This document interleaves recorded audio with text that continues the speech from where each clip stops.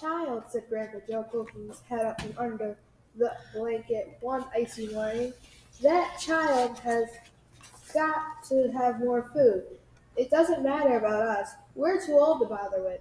But a growing boy, he can't go on like this. He is beginning to look like a skeleton. What can one do? Murmured Grandma Josephine miserably. He refuses to take any of ours. I hear his mother tried to slip her own piece of bread onto his plate at breakfast this morning, but he wouldn't touch it. He made her take it back. He's a fine little fellow, said Grandpa George. He deserves better than this. The cruel weather went on, and every day Charlie Bucket grew thinner and thinner. His face became frighteningly white and pinched. The skin was drawn so tightly over his cheeks that you could see the shapes of the bones underneath.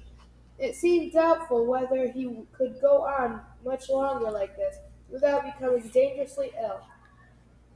And now, very calmly, with that curious wisdom that seems to come so often to a small child in times of hardship, he began to make little changes here and there in some of the things that he did, so as to save his strength. In the morning, he left the house 10 minutes earlier so that he could walk slowly to school without ever having to run. He sat quietly in the classroom during recess, resting himself, while the others rushed outdoors and threw snowballs and wrestled in the snow. Everything he did now, he did slowly and carefully to prevent exhaustion.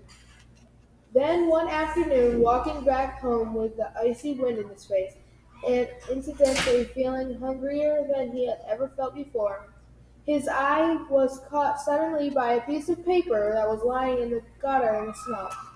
The paper was of greenish color, and there was something vaguely familiar about it. Charlie stepped off the curb and bent down to examine it. Part of it was buried under the snow, but he saw at once what it was.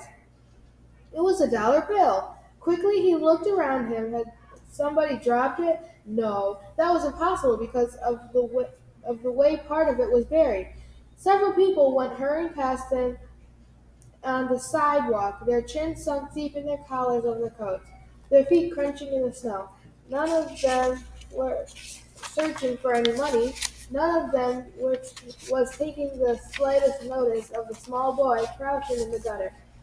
But then was it his this dollar? Could we have it? Carefully Charlie pulled it out from under the snow. It was damp and dirty, but otherwise perfect. A whole dollar. He held it tightly between his shivering fingers, gazing down at it. It meant one thing to him at that moment. Only one thing. It meant food. Automatically, Charlie turned and began moving toward the nearest shop. It was only 10 paces away. It was a newspaper and stationery store, the kind that sells almost everything, including candy and cigars. And what he would do, he whispered quickly to himself, he would buy one luscious bar of candy and eat it all up, every bit of it, right then and there. And the rest of the money he would take straight back home and give to his mother.